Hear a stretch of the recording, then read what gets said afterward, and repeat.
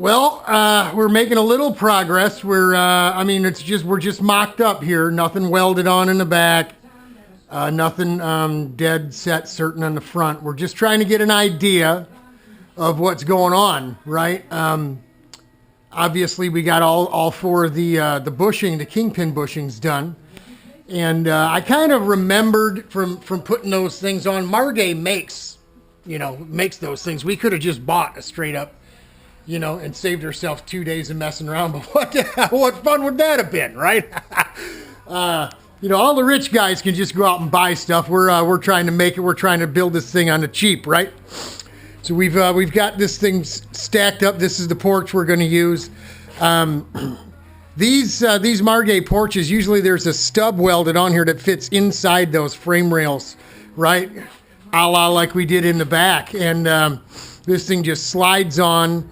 The bumper bolts up. I think you either pin it or maybe bolt it or something. I don't know, but maybe we'll do something like that. I don't know. Welding is so much more fun.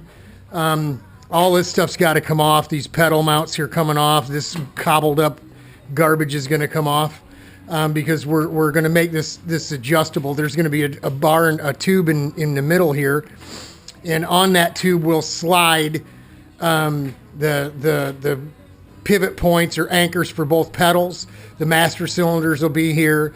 The brake rod to the pedal. The pedals will come up from the middle, like my Kart, like everything I build. And the whole thing will move. We're not going to get it because this porch isn't real long. We're not going to get a ton of adjustment, but we're going to get something. Having 3 different brake rods or something set up and being able to move the throttle connection point, for different. That's not a quick adjustment. Okay. We're trying to make this so we can throw people in it and not have to do a bunch of work on it, to make the adjustments quick and easy, so we don't have to, really get into removing anything to get at anything to move things around. So, first couple of things, like I said, we're aware of the added thickness of these deals because we've used them on the RPM chassis that we built ourselves, and we had an issue with the same type of hub and rotor setup. If you look down here, we're going to have a clearance issue. Right now, it's just sitting in there with no washers, right? That spindle, and it's going to probably be up in the middle somewhere, you would hope.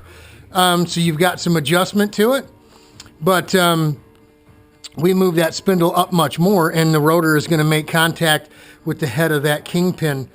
Tom Barth had a really cool way. Hey, Tom, old buddy Tom. I don't know if he looks into he probably not. He's like 90 years old, but he actually made a kingpin that had a T-shaped flat fitting on it that would grab this yoke from underneath, and so you didn't need to get a wrench on it, right, to tighten it down.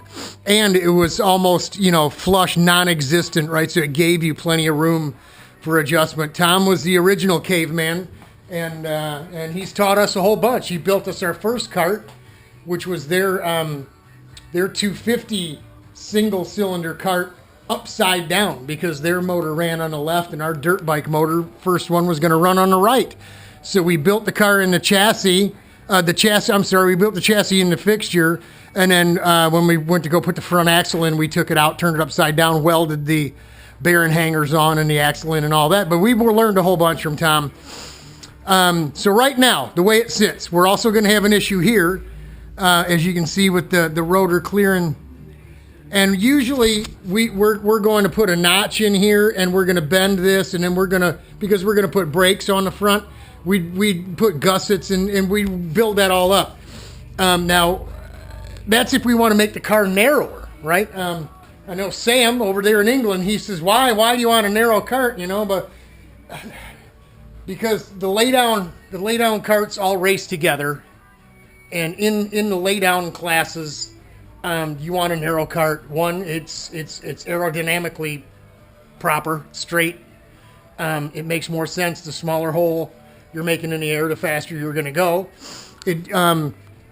The difference between a 40-inch wide cart, which is the old straight axle carts like the Hartmans and the Quicksilvers back in the day, built for racing before bodywork, although we ran them with bodywork on those carts, handled like a Cadillac, like a slot car.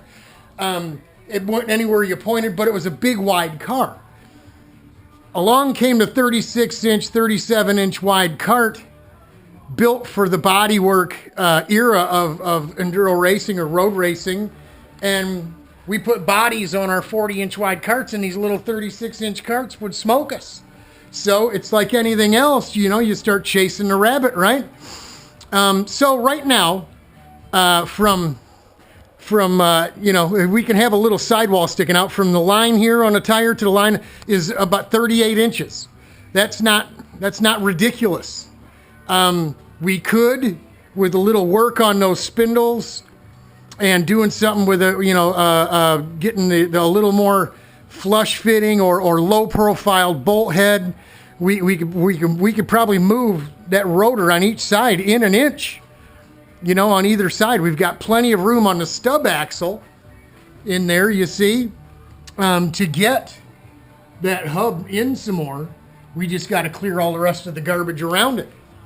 Now, will I go ahead and do that work? Again, it's a training car.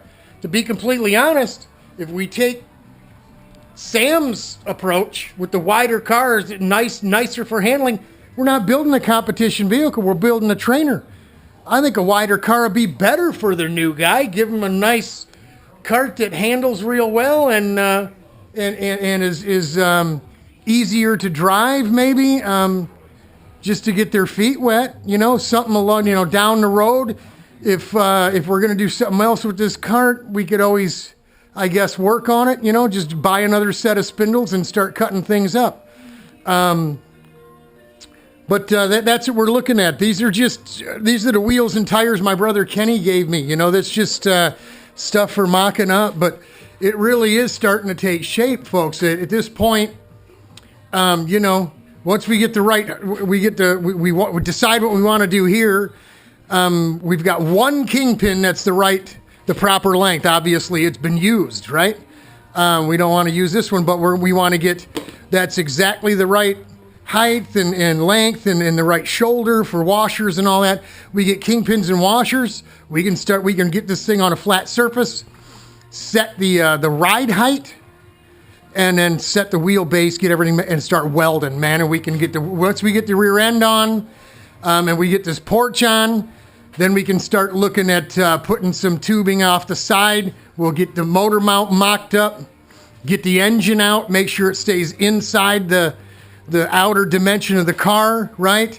And then, then once we get the motor in place, then we can get a seat and a nut bar and a steering in, and man, from there it's all downhill. We should easily be able to get this car built, tear it all apart, get the chassis, get some paint on the chassis, and still have time for me to make some dress up body work. We're not going to get too crazy with it, and I don't want to get into telling you what it's going to look like, but it'll be interesting. You won't see another one like it at the racetrack, I guarantee that. People look at it and think, well, how is this going to be competitive? But it doesn't matter, because it doesn't need to be competitive. We just need to get people in it. It'd be aesthetically good looking, safe and proper driving and handling, and all the mechanics working correctly, and get people excited about what we do, and then it's up to them to buy their own car, right? So that's it from RPM. We're shutting down. We're going to go in and get cleaned up, and just kicked it tough at the gym today, man. I knocked out the burning of the calories. The wattage was up, man. Everything. I was killing it today, killing it. So we come back and was motivated to get a bunch of stuff done today. So there you go. The RPM special is making a little progress, but just wanted to mock some things up and give you an idea of how things are going to go from here. All right, that's it. Hang in. We'll talk to y'all later. Godspeed. We're praying for you.